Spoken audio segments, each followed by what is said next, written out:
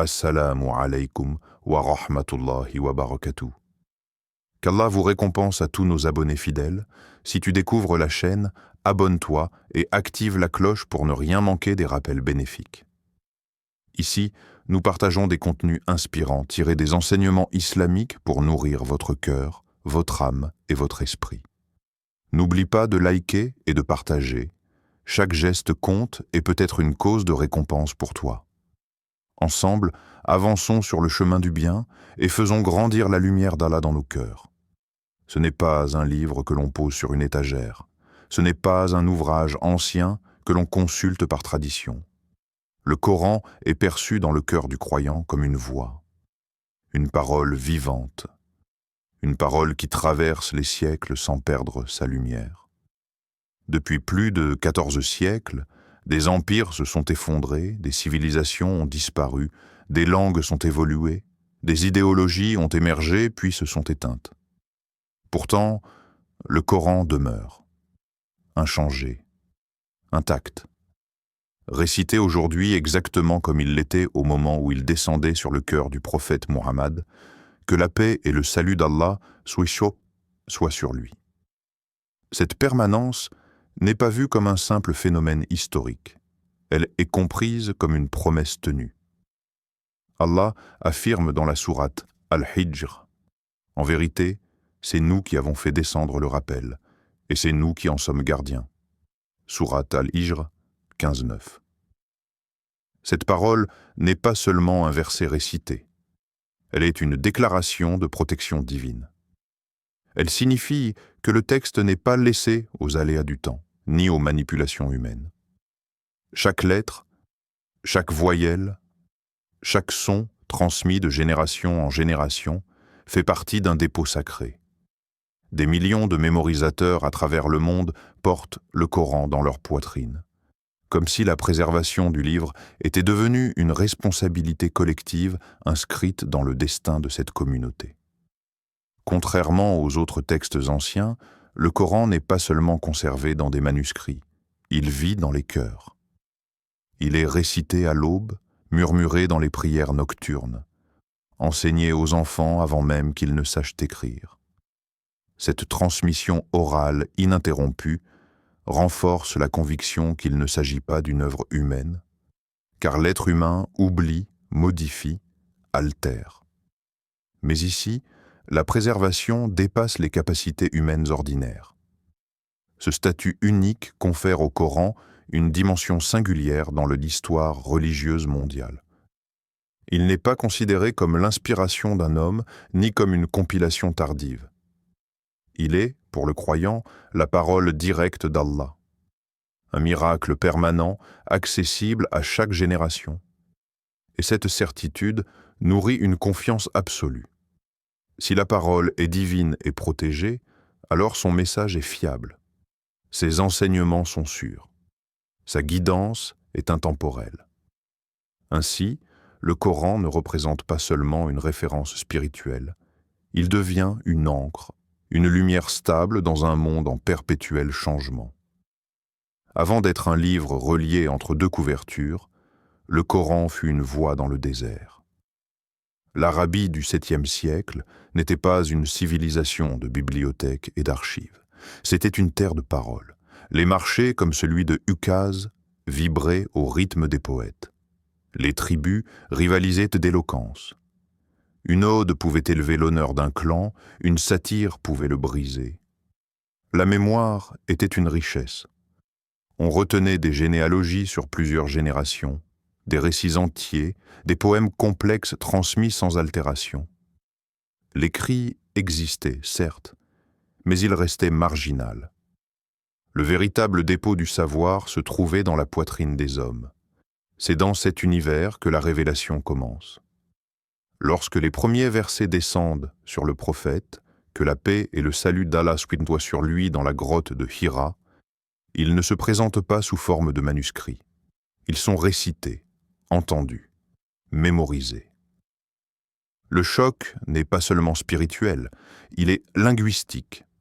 Le texte possède une force, un rythme, une structure qui dépasse la poésie connue des Arabes les plus éloquents.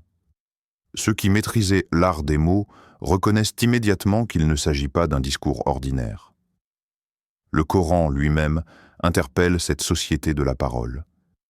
Et si vous êtes dans le doute au sujet de ce que nous avons révélé à notre serviteur, alors produisez une sourate semblable à ceci, sourate Al-Baqarah de 23. Le défi n'est pas adressé à des scribes enfermés dans des salles d'études, mais à des maîtres de l'éloquence, à une culture où la parole est suprême. Et malgré leur fierté linguistique, aucun ne relève le défi avec succès. Dans ce contexte, la mémorisation du Coran devient naturelle. Les compagnons apprennent les versets dès leur révélation. Ils les récitent dans leurs prières, les répètent dans leurs assemblées. Certains les consignent sur des supports divers, omoplates d'animaux, morceaux de cuir, feuilles de palmier, mais le premier sanctuaire du texte reste le cœur humain. Ainsi, avant même d'être rassemblé sous forme de codex, le Coran circule vivant, porté par des voix. Cette transmission orale massive et collective rend toute altération pratiquement impossible. Corrigé par la récitation publique, vérifié par la communauté entière, le message s'enracine dans une mémoire partagée. Comprendre l'Arabie du 7e siècle, c'est comprendre que le Coran est né dans la culture la plus apte à préserver une parole. Une société façonnée pour retenir. Un désert devenu écrin d'éternité. La nuit était silencieuse. La Mecque dormait, indifférente aux bouleversements invisibles qui s'apprêtaient à transformer l'histoire. Dans la solitude de la grotte de Hira, un homme méditait. Il ne cherchait ni pouvoir, ni gloire, ni révolution. Il cherchait la vérité. À 40 ans, Muhammad, que la paix et le salut d'Allah soient sur lui, était déjà connu parmi les siens comme Al-Amin, le digne de confiance. Sa réputation n'était pas celle d'un poète, ni d'un érudit formé aux Écritures. Il ne savait ni lire, ni écrire selon les standards académiques de son époque. Et pourtant, c'est à lui que la révélation commence. L'ange Jibril apparaît et prononce un ordre qui résonne encore aujourd'hui. Iqra, lis, récite. Le contraste est saisissant. Un homme sans instruction scripturaire reçoit un message d'une profondeur linguistique, spirituelle et juridique inégalée. Le Coran lui-même attire l'attention sur cette réalité. Et tu ne récitais aucun livre avant cela, et tu n'en écrivais aucun de ta main droite. Sinon, ceux qui nient la vérité auraient eu des doutes. Sourate Al-Ankabut 29, 48. Ce verset ne se contente pas d'informer, il dissipe toute accusation d'invention. L'absence d'apprentissage préalable devient, aux yeux des croyants, un signe éclatant de l'origine divine du message. Pendant 23 ans, la révélation se poursuit. Elle ne descend pas en un bloc unique, mais progressivement.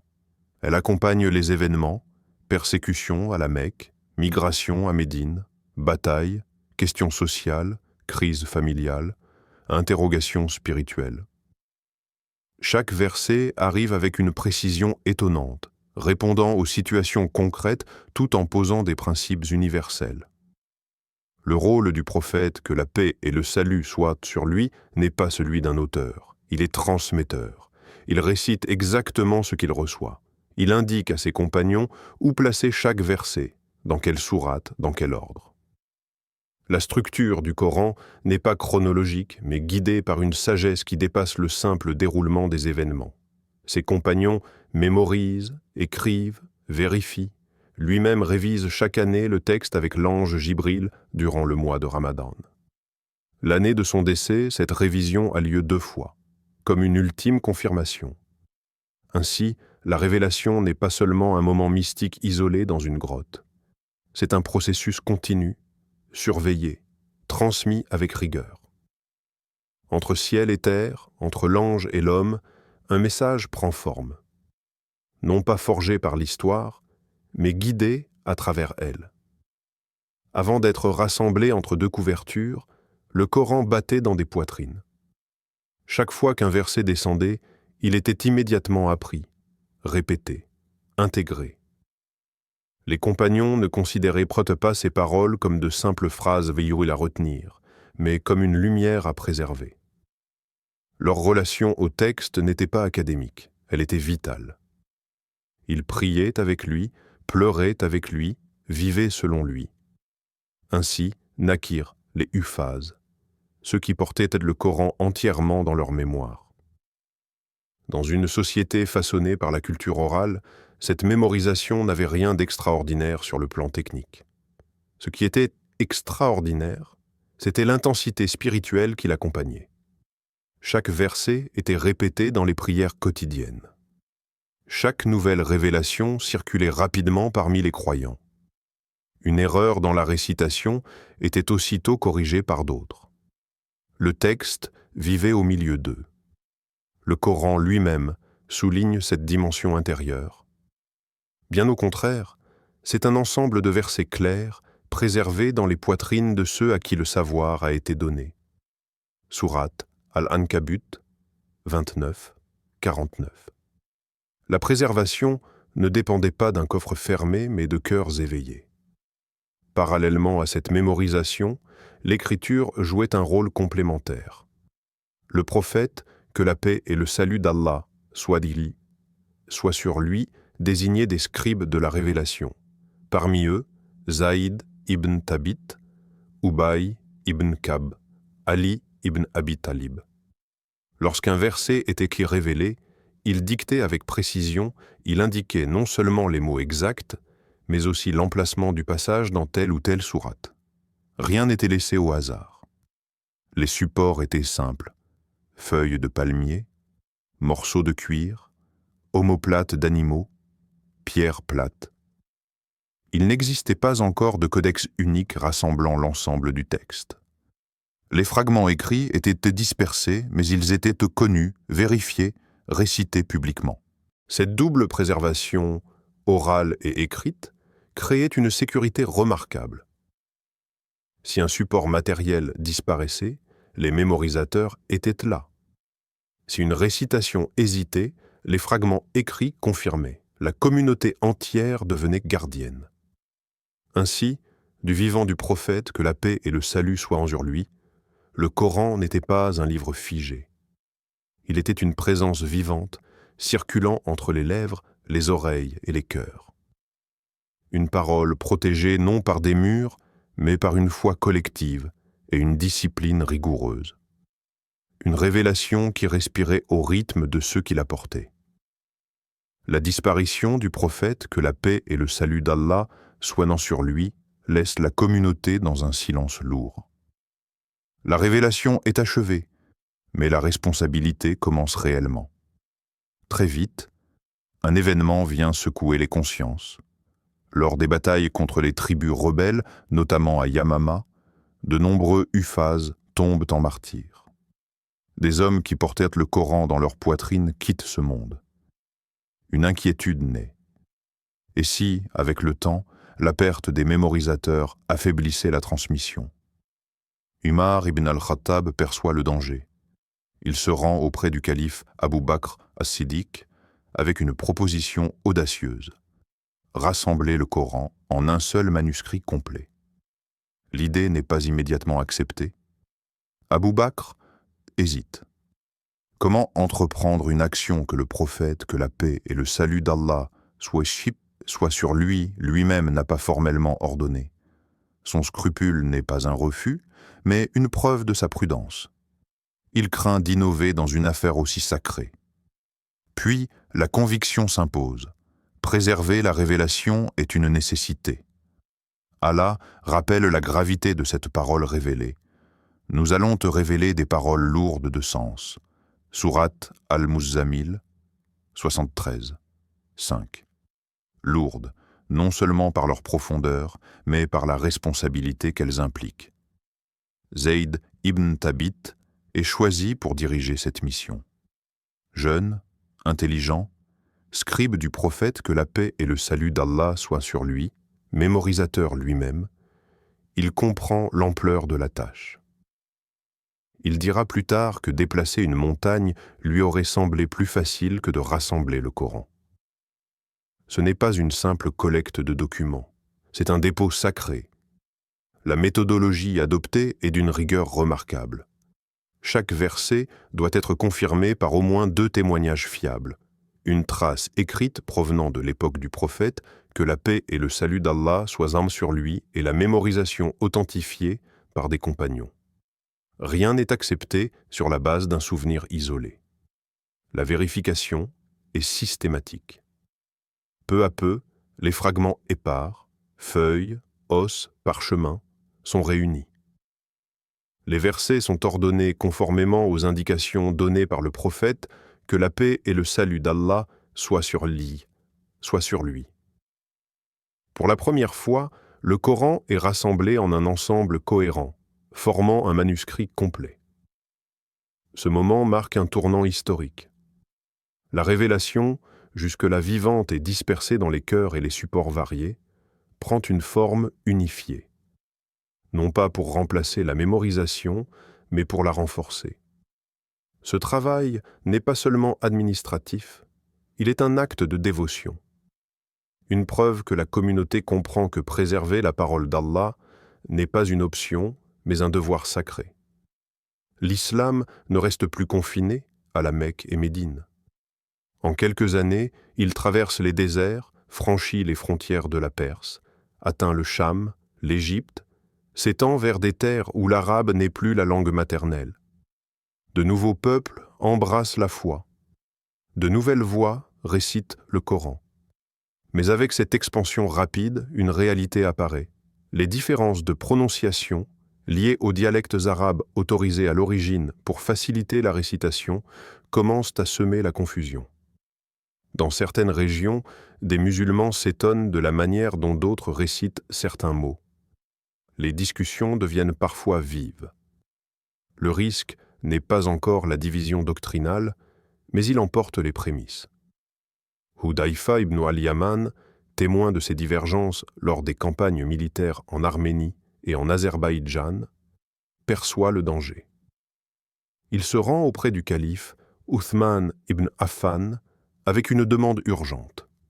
Agir avant que la communauté ne se divise comme les communautés précédentes à propos de leur écriture. Le Coran rappelle combien l'unité est précieuse, et cramponnez-vous tous ensemble au câble d'Allah et ne soyez pas divisés. Sourate Al-Imran 3, 103. Ce verset résonne comme un principe directeur. Ousmane ne cherche pas à modifier le texte. Le manuscrit compilé sous Abu Bakr, puis conservé auprès de Hafsa, fille de Oumar, sert de référence. Une commission est formée, dirigée de nouveau par Zaïd ibn Thabit, accompagné de compagnons compétents. Leur mission, produire une copie officielle conforme à la compilation authentifiée, en adoptant le dialecte kouraïchite, celui dans lequel la révélation a initialement été transmise. Une fois le travail achevé, plusieurs copies certifiées sont envoyées dans les grandes villes du monde musulman. Koufa, Bassora, Damas, la Mecque. Et afin d'éviter toute confusion future, les manuscrits personnels présentant des variantes non standardisées sont retirés de la circulation. La décision est ferme, stratégique, préventive. Il ne s'agit pas d'effacer une diversité légitime, mais d'empêcher que cette diversité ne devienne source de conflit. Uthman comprend que l'unité autour d'un texte commun est une protection pour l'avenir. Cette standardisation devient la matrice de tous les exemplaires actuels du Coran. Chaque mouchaf imprimé aujourd'hui, récité dans les mosquées du monde entier, remonte à cette initiative. Ainsi, l'histoire ne retient pas seulement un acte politique, mais un geste de préservation visionnaire. Une décision prise pour que la parole reste une, comme la communauté qu'elle guide. En 1972, dans la vieille ville de Sanaa au Yémen, des ouvriers découvrent un trésor oublié. Des milliers de fragments de parchemin coranique entassés dans les murs d'une mosquée en rénovation. Parmi eux, certains révèlent des secrets fascinants sur l'histoire matérielle du Coran. L'un des parchemins, appelé aujourd'hui le manuscrit de Sanaa, attire particulièrement l'attention. Il s'agit d'un palimpseste. Le texte original avait été effacé, puis un nouveau texte, conforme à la tradition standardisée, a été réécrit par-dessus. Les spécialistes qui examinent ces fragments notent des différences mineures, des variations de mots, de lettres ou d'orthographe, qui ne changent pas le sens mais témoignent de la complexité de la transmission dans les premières décennies de l'islam. Les analyses scientifiques, notamment la datation au carbone 14 et l'étude du style calligraphique, indiquent que ces textes remontent très tôt, possiblement à la première génération après le prophète, que la paix et le salut d'Allah soient sur lui. Pour les chercheurs, il s'agit d'une confirmation tangible. Le Coran n'est pas apparu soudainement sous sa forme actuelle, mais a traversé un processus de collecte, de vérification et de standardisation soigneusement conduit par la communauté. Ce manuscrit illustre l'équilibre subtil entre mémoire et écriture, entre fidélité au texte et adaptation progressive à des supports matériels. Avant la standardisation sous Uthman, il existait une pluralité de fragments écrits et de récitations orales qui coexistaient. Sana'a nous montre que ces étapes historiques ont laissé des traces réelles, palpables, inscrites dans le cuir et le parchemin. Le Coran rappelle combien chaque mot est préservé et protégé. Certes, nous avons fait descendre le rappel et nous en assurons la garde. Sourate Al-Hijr 15:9. La découverte de Sana'a n'invalide pas cette promesse. Elle la rend vivante en montrant le soin humain nécessaire pour que cette protection se réalise concrètement. La préservation n'était pas automatique, elle a demandé vigilance, organisation et respect des méthodes établies. Chaque fragment est un témoignage silencieux de cette responsabilité collective, de cette alliance entre le divin et l'humain. Ainsi, Sana'a devient plus qu'un simple manuscrit ancien. C'est une fenêtre sur l'histoire vivante de la révélation, un miroir de l'effort continu des premières générations pour garantir que le message intact parvienne jusqu'à nous. Elle rappelle que la parole d'Allah, bien que préservée, a été chérie, vérifiée et protégée avec un soin minutieux dès ses premières années. Les fragments découverts, comme ceux de Sana'a, ouvrent une fenêtre fascinante sur l'histoire du Coran. Ils révèlent des détails subtils, quelques lettres différentes, des mots légèrement modifiés, parfois un ordre de sourates qui diverge. Ces variations, à première vue mineures, suffisent à déclencher des discussions passionnées parmi les chercheurs et spécialistes. Pour beaucoup, ces différences ne sont pas inquiétantes. Elles reflètent les lectures multiples autorisées dans les premières décennies de l'islam. À cette époque, la flexibilité linguistique permettait à certaines consonnes ou voyelles d'être prononcées différemment tout en conservant le sens général du message. Le Coran lui-même valorise la diversité des récitations. Certaines variantes, comme celle de Hafs ou Warsh, sont encore récitées aujourd'hui, attestant de cette pluralité initiale. D'autres chercheurs, plus critiques ou curieux de la dimension historique, proposent des hypothèses plus audacieuses. Certains suggèrent que le texte aurait pu connaître de légères évolutions au fil du temps, au fur et à mesure de sa transmission orale et écrite. Mais même parmi ces théories, un consensus émerge. Les différences sont minimes. La grande majorité des manuscrits anciens se rapprochent du texte canonique connu aujourd'hui, avec un alignement frappant sur le sens, les sourates et la structure globale. Cette tension entre variation matérielle et continuité spirituelle est passionnante. L'étude scientifique du Coran ne cherche pas à contredire la foi, mais à examiner le dépôt matériel et historique. Les chercheurs analysent les parchemins, les encres, les styles calligraphiques, les palimpsestes. Ils traquent à sang la circulation des textes et l'organisation des copies anciennes. Et pourtant, cette recherche n'efface jamais la dimension intérieure. La foi des croyants reste ancrée dans la parole vivante, récitée dans les cœurs depuis plus de 1400 ans. Le Coran rappelle la permanence et la guidance divine, et nous avons fait descendre sur toi le rappel afin que tu expliques clairement aux gens ce qui leur a été révélé. Sourate An-Nahl 16-44. Ainsi, l'exploration académique du Coran ne diminue rien de sa force spirituelle. Elle enrichit notre compréhension du chemin par lequel ce texte unique est parvenu jusqu'à nous. Les manuscrits anciens, avec leurs variantes, sont autant de témoins silencieux de la vigilance humaine dans la préservation de ce trésor divin. Ils rappellent que l'histoire matérielle et la foi intérieure coexistent, chacune éclairant l'autre. Les débats continuent, mais l'essentiel demeure. Chaque génération qui étudie, récite ou médite sur le Coran participe à cette chaîne ininterrompue de protection et de réflexion, unissant le tangible et le spirituel dans un équilibre rare et précieux. L'étude du Coran peut se faire sous deux perspectives qui, à première vue, semblent s'opposer, mais qui en réalité se complètent. D'un côté, il y a l'approche de foi. Pour le croyant, le Coran est la parole directe d'Allah, parfaite et préservée. Le prophète, que la paix et le salut d'Allah soient nés sur lui, n'en est pas l'auteur. Il est le messager fidèle, celui qui transmet avec exactitude chaque verset, chaque mot, chaque syllabe.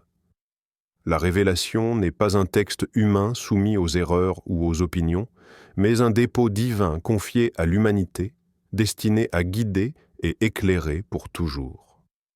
Le Coran rappelle cette origine sacrée. Ce livre, nul doute n'y subsiste, c'est un guide pour les pieux. Sourate Al-Baqarah 2.2. Pour le croyant, ce verset confirme que la foi ne repose pas sur des manuscrits ou des fragments, mais sur la certitude que la parole est protégée par Allah, transmise à travers les siècles dans sa pureté originelle. La récitation, la méditation et la mémorisation ne sont pas seulement des actes d'apprentissage, mais des actes de dévotion et de préservation spirituelle. D'un autre côté, l'analyse historique adopte une perspective différente. Elle examine les manuscrits, les palimpsestes, les variations orthographiques et les contextes dans lesquels le texte a été rassemblé. Elle met en lumière le rôle fondamental des compagnons, comme Zayd ibn Thabit, Hafsa, ou encore Abu Bakr et Uthman, dans la collecte, la compilation et la standardisation du Coran. Ces recherches ne cherchent pas à contester la divinité du texte, mais à documenter les efforts humains nécessaires pour le préserver. Les variantes anciennes, les méthodes de vérification, la double transmission orale et écrite montrent l'ampleur de la responsabilité confiée aux premières générations. Ces deux dimensions, foi et histoire, ne s'excluent pas.